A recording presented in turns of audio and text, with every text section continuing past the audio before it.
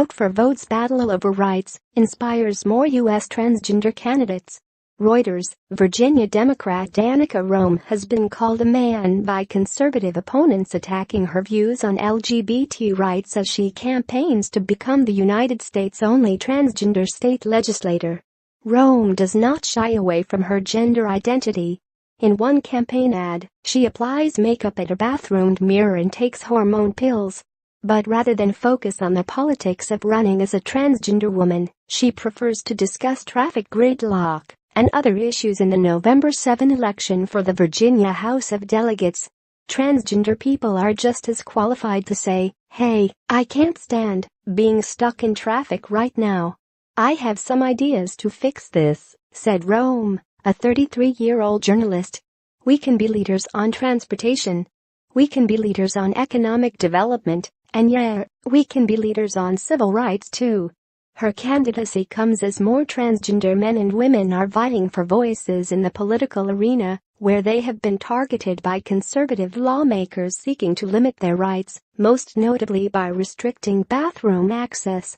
U.S. elections this year could double the country's number of transgender office holders, currently at 6, according to the Victory Fund, which works to elect lesbian, gay, bisexual and transgender candidates. The group has endorsed 8 transgender candidates up for election this fall. A transgender man and woman are running for city council in Minneapolis, a mayoral race in Midvale, Utah, and school board contest in Erie, Pennsylvania, are among the other contests with transgender candidates. Nearly 30 races in the 2017-18 election cycle already have a transgender candidate, up from 13 in 2015-16, according to Logan Casey, a research associate at Harvard University tracking them. The community's electoral push comes as Republican President Donald Trump's administration has reversed guidance to public schools on allowing transgender students bathroom choice and wants to ban transgender people from military service. Other minority groups also have battled discrimination through gains at the polls. But transgender candidates face unique challenges in making their case to voters who often have never met another transgender person, at least not knowingly.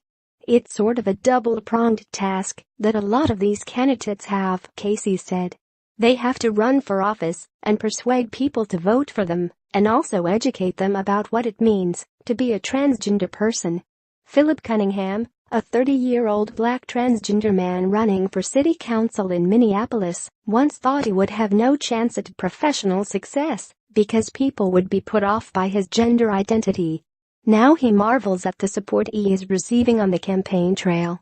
"People see me, and they are like, 'You're cool and you know what you are talking about, and you really love this community,'" he said. In Galesburg, Illinois, a city of 30,000, 23-year-old Chris King lost an alderman's race earlier this year in which she emphasized business development. The card she handed to voters also highlighted the diversity she would bring as a transgender woman of color. She braced for the topic to become an issue at public forums, but it never came up. "I am not 100% sure if that is good or bad," said King, a part-time student and pet stylist, who knows it was discussed privately. "It would open the door for some conversations to happen that need to happen to educate people." In Virginia, Roem seeks to unseat a 25-year Republican incumbent of the House of Delegates who filed a bill to limit bathroom access for transgender people on the same day Roem launched her candidacy. Delegate Bob Marshall and the state Republican Party used male pronouns to refer to Roem. The party recently sent mailers to voters in her district that took issue with her support for school policies supporting transgender youth, suggesting she wanted to push an agenda on students as young as kindergarten. The mailers absolutely do not attack Danica's gender identity, John Finley, executive director of the Republican Party of Virginia, said in a statement. Marshall did not reply to requests for comment. Roem said Republicans are resorting to bullying after years of failing to address voters' quality of life concerns. "This is all they have left, transphobic BS," she said in an email on Monday. Roem dreams of the milestone moment that would follow an historic win with her introduction in the legislature as the gentlewoman from Manassas. She would smile at two transgender youths she imagines would be watching from the chamber gallery. That fundamentally changes the conversation, she said. And then, let's get on to business. Then I pursue governing. Reporting by Letitia Stein. Editing by Colleen Jenkins and Cynthia Osterman.